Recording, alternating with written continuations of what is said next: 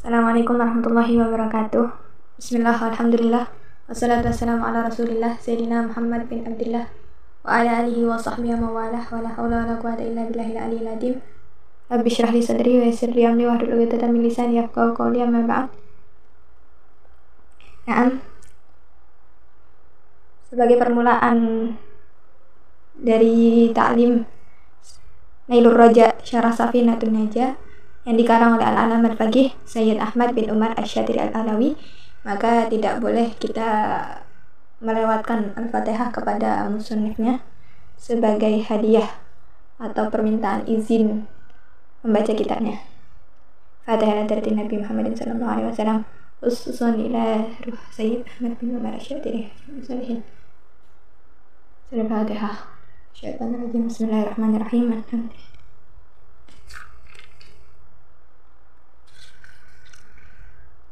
Bismillahirrahmanirrahim. Sebagai ajaran daripada guru-guru kami bahwa ketika membaca kitab, maka tidak kalah pentingnya juga kita belajar dari muqaddimahnya. Kita baca dulu muqaddimahnya karena disebutkan pepatah Arab, qad tajadda fin nahri ma la tajidu fil bahr. Terkadang kamu mendapati ikan di sungai kecil sementara ikan tersebut tak bisa kamu jumpai di laut besar. Maksudnya di sini, kenapa kita baca kitab harus baca muqaddimahnya dulu, gak langsung aja pada inti kitab? Karena pengantar kitab merupakan maklumat yang tak boleh diabaikan sebelum masuk ke konten. Pada pengantar kitab, kita akan tahu motif penulis dalam menulis kitabnya, metode yang dipakai, gambaran ringkas pemetaan sebuah ilmu, atau perkara penting lain yang tak bisa diabaikan sebelum menelaah konten kitab terkait. Begitu. Jadi sama kayak di pikiran kita, kenapa baca muqaddimah, isinya kan cuma pengantar. Ibarat kalau kita baca novel itu kata pengantar. Nah, bedanya kalau di novel kata pengantar itu kan cuman ya sekedar saya ucapkan terima kasih pada ini itu gitu. Tapi kalau di dalam kitab, muqaddimah itu disebutkan sebagai inti dari kitab ini. Apa motif dari musannif mengarang kitab ini? Apa maksud yang dikarang dalam kitab ini? Itu semua terdapat di dalam muqaddimahnya. Nah, kita langsung aja. Bismillahirrahmanirrahim. Di sini musannif menyebutkan, nahmadukallahumma, kami memuji kepadamu wahai Allah, ya man asfaita min ibadikal mu'minin man wafaqtahu li tafaqquhil fiddin. Wahai zat yang mensucikan para hamba-hambanya yang mukmin. Mensucikan dengan apa? Dengan cara memberi taufik agar dia mau belajar fikih di dalam agama. Wa nashkuruka ala ma 'allamta wa hadaita wa qawwamta. Maka kami bersyukur kepadamu ya Allah atas apa yang engkau ajarkan dan engkau tunjukkan dan engkau beri nikmat. Wa nas'aluka an tusalli wa tusallimu ala sayyidina al-mursalin Muhammadin as-sadiqil amin wa ala alihi sufunin najah wa ashabil huda. Maka kami memohon kepadamu ya Allah agar engkau melimpahkan salawat dan salam atas tuannya para rasul, yakni Sayyidina Muhammad yang yang memiliki sifat jujur dan juga amanat, dan atas keluarganya yang memiliki soft dalam perahu yang selamat, wa ashabil huda, dan sahabat-sahabatnya yang telah diberi petunjuk. Amma ba'd, fa innahu lamma kana minal muqarrari fi ba'dil ma'ahidil alamiyah bi Madinati Tarim Muhammadiyah tadrisu kitabi Safinatin Najah. Maka karena itu ketika disebut berulang-ulang di sebagian pondok-pondok di kota Tarim belajar kitab Safinatun Najah. Jadi untuk para pemula-pemula di Tarim itu mereka belajar Safinatun Najah. Untuk apa? Lil mubtadiin, untuk para pemula dari yang paling kecil, para murid, para santri, sebagai harapan sebagian rajani ba'du li sya'ni min dawil fadli wal irfani an aktuba alaihi syarhan sahlan.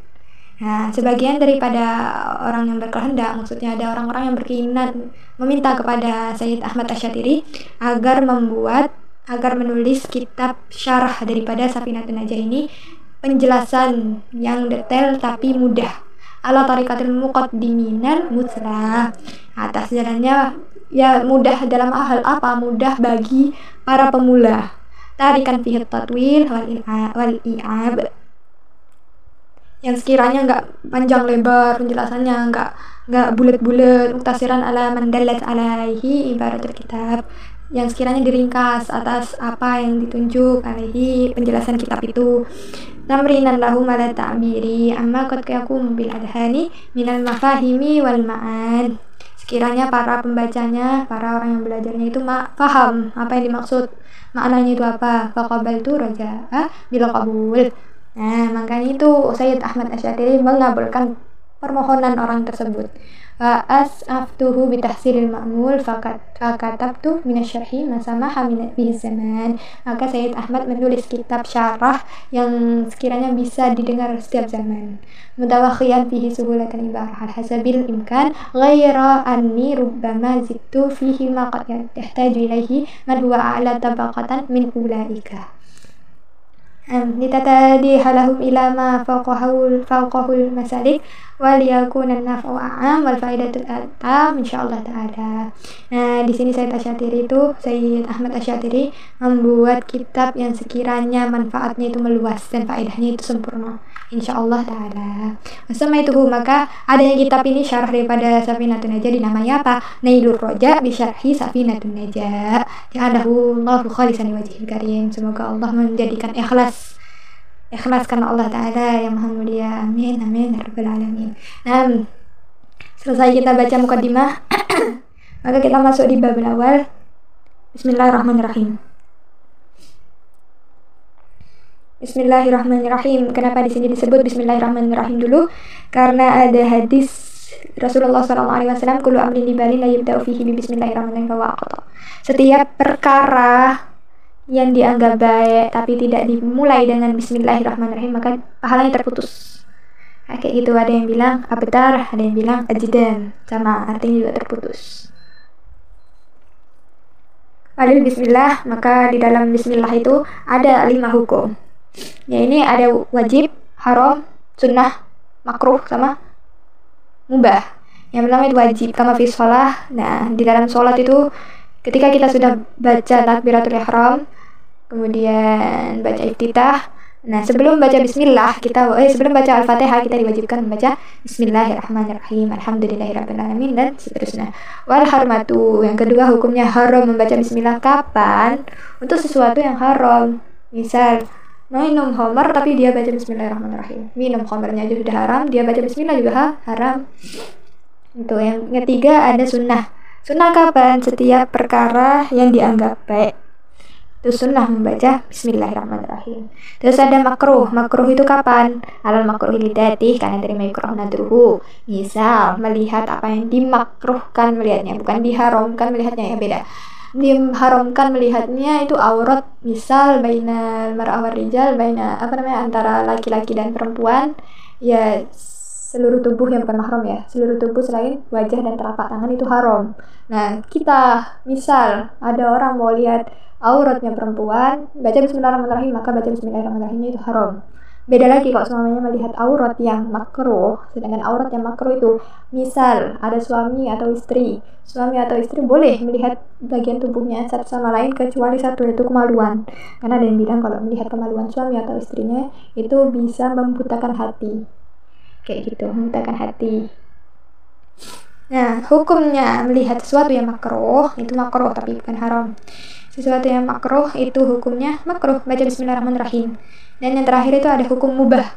Mubah itu allati la syarafa fiha, tidak ada kemuliaan. Misal kalian pengen pindah barang dari tempat satu ke tempat lain, baca bismillahirrahmanirrahim, boleh baca bismillahirrahmanirrahim, tapi hukumnya mubah, tidak dihukumi haram, tidak dihukumi wajib, tidak dapat pahala, juga tidak dapat dosa.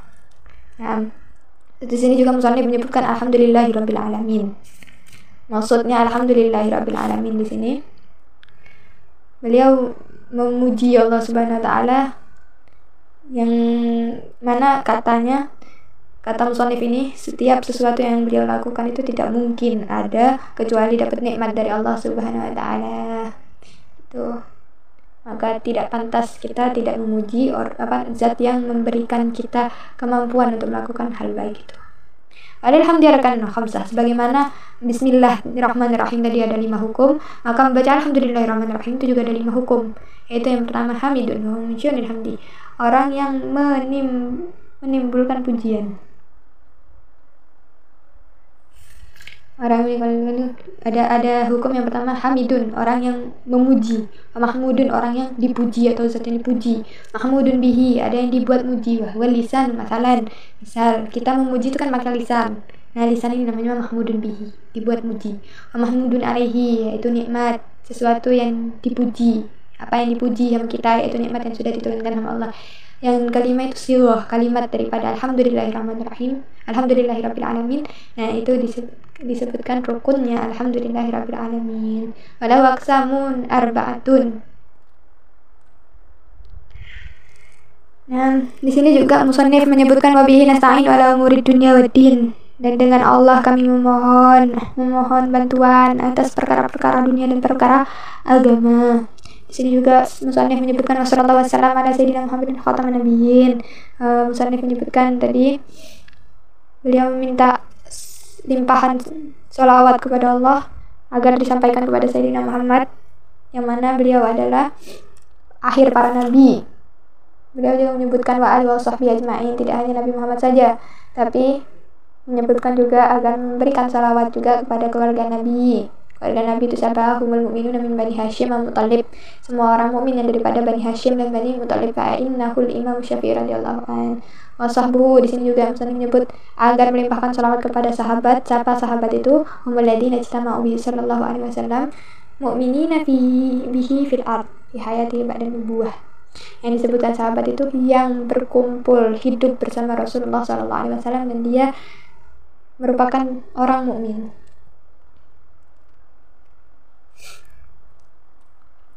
Wa'lam, maka ketahui annal sahba fil asli, yang dimaksud sahabat dalam aslinya itu ismu jam'in li sahib wa huwa lughatan man bainaka wa bainahu mudakhalatun. Ya, jadi yang disebut sahabat ini sebenarnya jamak daripada sahib, teman, yaitu siapa saja yang diantaramu dan diantaranya dia itu ada sesuatu yang bisa mengajak, yang mendekatkan. Wastilahan atabi li ghairi al-akhir bi madhhabihi ka ashabi Syafi'i radhiyallahu an wal muradu biha as-sahabi kama alimta. Secara istilah yang disebut itu sahabat-sahabat Imam Syafi'i radhiyallahu taala, muraduna sahabi kama alimta.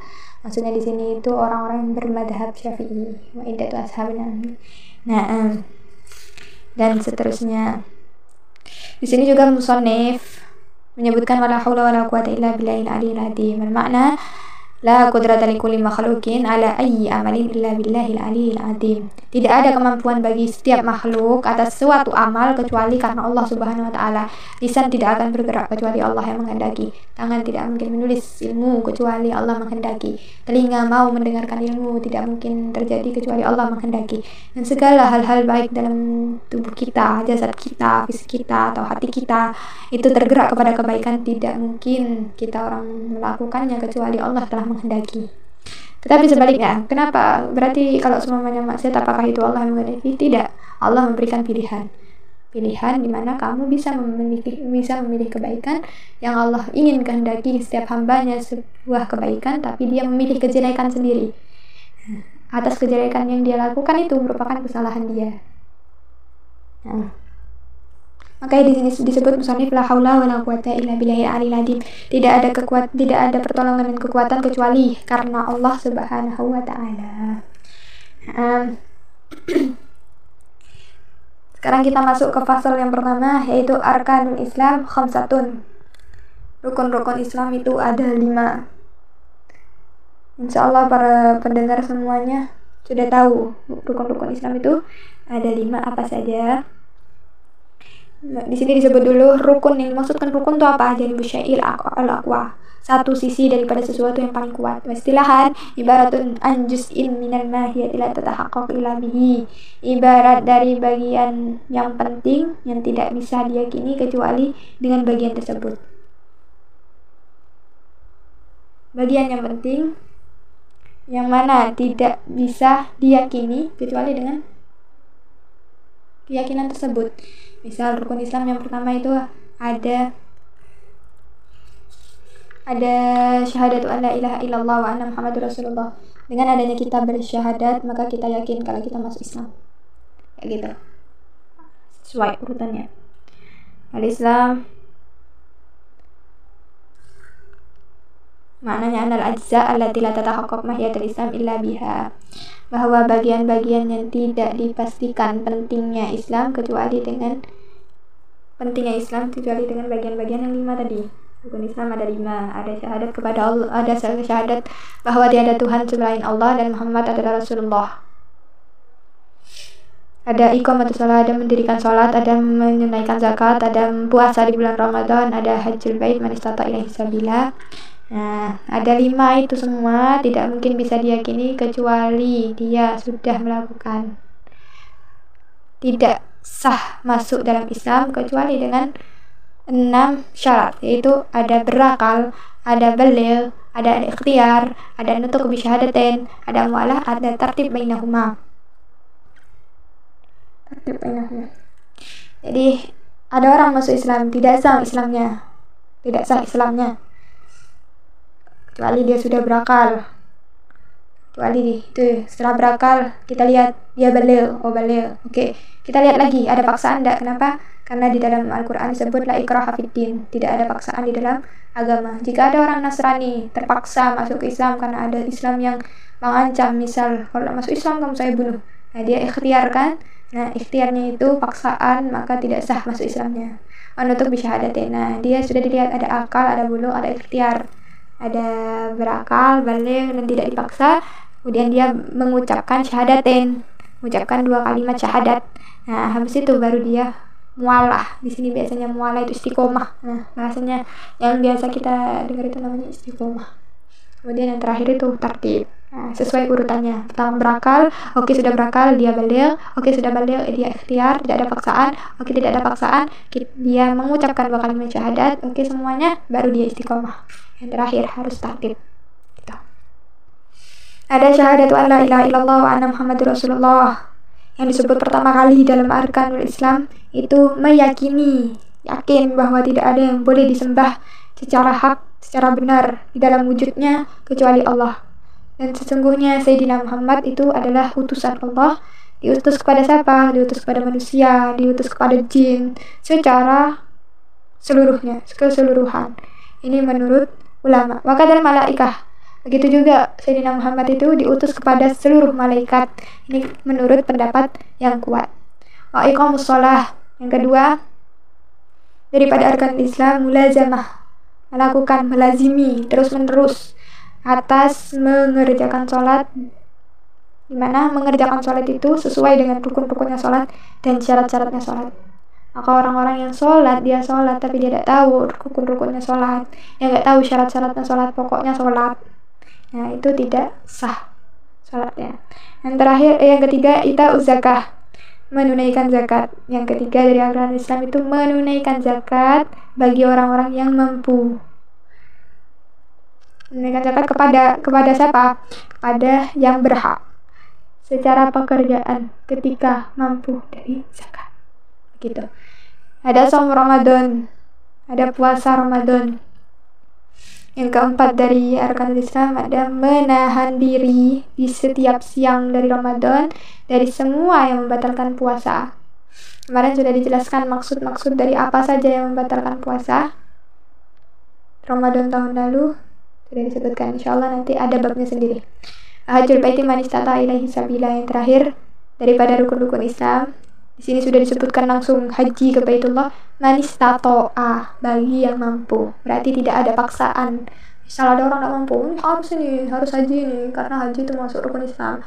Ya harus kalau dia tidak mampu, kecuali dia sudah punya bertonton minyak atau sudah bisa korupsi 300 triliun itu, maka dia wajib melaksanakan hajjul bait, tapi bukan dengan uang korupsinya ya. Kalau yang kayak kemarin korupsi itu kan gajinya udah banyak toh. Ada yang bilang gajinya dia 7 miliar sebulan, cuman dia masih korupsi. Nah 7 miliar sebulan itu cukup buat kita umroh, cukup buat kita haji ke Baitullah, maka hukumnya wajib gitu. Yang dimaksud haji ini apa? Bertujuan ke Ka'bah dengan niat haji. Untuk siapa? Untuk orang yang mampu. Mampu dalam apa? Dalam bekal pertama. Dia punya bekal, oke. Dia mampu juga buat perginya. Pergi ke Mekah dia mampu, oke. Nah, ada cuma perginya doang. Dia mampu juga buat balik ke tempat asalnya. Misal dari Indonesia ke Mekah. Nah, itu dia mampu. Dari Mekah ke Indonesia buat balik pulang, dia juga mampu. Nah, itu juga termasuk yang dimaksudkan wajib di sini. Yang terakhir, bukan yang terakhir. Yang dimaksud mampu itu juga mampu menafkahi orang-orang yang dia wajib untuk menafkahinya. Saat kapan? Saat dia pergi umroh atau haji dan pulangnya nanti. Pulang pergi dia masih bisa menafkahi orang-orang yang wajib dia nafkahi. Istrinya, anaknya. Amarkuban ingkana bainahu wa baina Makkah marhalatan aw aksar. Dan kendaraan dia juga mampu. Antara dia dan antara Mekah itu ada 2 marhalah atau lebih. Nah, jadi yang disebut di sini mampu dalam kendaraan kalau antara dia dan Mekah ada 2 marhalah atau lebih dari 2 marhalah. Kalau misal rumahnya itu dekat sama Mekah, kurang dari 2 marhalah, dia bisa jalan kaki. Tidak ada kendaraan juga dia bisa, maka dia tetap wajib hukumnya. Kayak gitu. Majtimai malah bagia syurutul wajib al-madhkura fi mahaliha. Nanti disebut lagi apa aja yang wajib-wajib di atas haji. Oke. Faslun, ada arkanul Islam khamsah. 5 menit lagi ya. Arkanul iman sitah. Ada rukun iman disebutkan di sini ada 6. Nah, Ustadz Ana pernah ngomong kalau mau mengakhiri dalam pelajaran kita harus membaca bab selanjutnya. Supaya apa? Supaya masih ditakdirkan membaca faslun itu. Jadi misal kita sudah menghatamkan fasal tentang rukun Islam. Selesai rukun Islam, kita mau memasuki fase rukun iman. Nah, sebelum mengakhiri pelajaran kita harus membaca faslun arkanul iman sittatun wallahu a'lam bisawab. Supaya apa? Supaya Allah memberikan takdir lagi untuk kita bertemu lagi, untuk kita membaca fasal selanjutnya lagi tentang rukun iman ini. Wallahu a'lam bisawab. Wabillahi taufiq wal hidayah. Semoga dengan adanya penjelasan fikih ini bisa memberikan manfaat kepada saya dan Anda semua. Semoga saya yang belibet ini bisa diberikan kemudahan lagi dalam menjelaskan kepada sampean-sampean. Insyaallah biqadratillah bisa halal jamalah insyaallah. Assalamualaikum warahmatullahi wabarakatuh.